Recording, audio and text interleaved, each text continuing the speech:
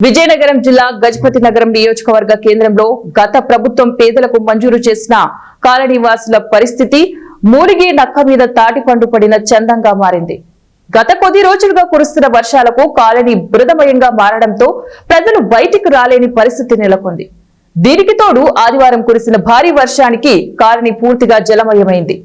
గత ప్రభుత్వం అందించిన ప్రోత్సాహంతో చాలా మంది పేదలు గత 4 సంవత్సరాలుగా ఇల్లు కట్టుకుని నివసిస్తున్నారు.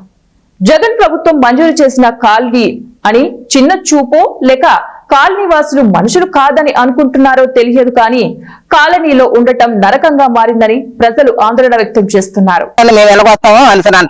మోటార్ సైకిల్ వాడు కూడా మొన్న ఒకడు వచ్చాడు, వాడు పడిపోయాడు.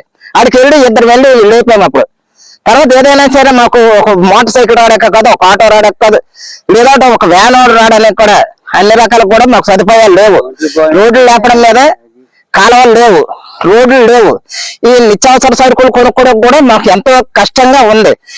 ఏదో కొనుక్కు తినాలన్నా పాములు, తేళ్లు, జరులు, పురుగులు, రకరకాల పురుగులు కూడా సాయంకాలం అయ్యేసరికి ఇంట్లోకి గుమ్మాల్లోకి వచ్చి చెలగట్ట బాగుంటున్నాయి. కాలువలు లేవు, రోడ్లు కావాలి.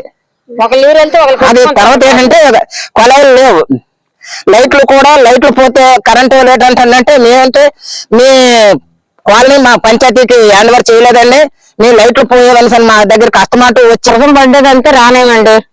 ఇప్పుడు ఇంట్లో చిన్న సంటి పిల్లడు ఉన్నాడు, ఆ పిల్లడిని అత్తమాటకి హాస్పిటల్ తీసుకెళ్ళడం రావడం అవి రానపోతాను. పిల్లలతో రానపోతాను. పిల్లల్ని ఇప్పుడు 10 రోజులు బట్టి స్కూల్కి పంపించలేపాను.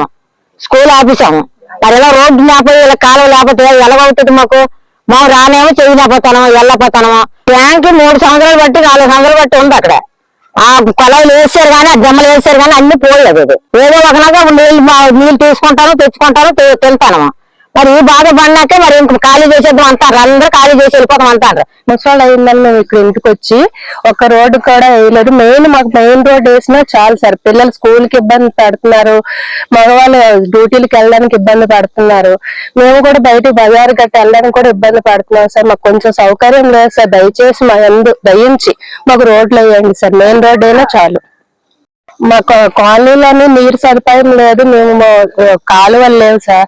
మరి బయటికి ట్యాంకీ కట్టి 4 సంవత్సరాలు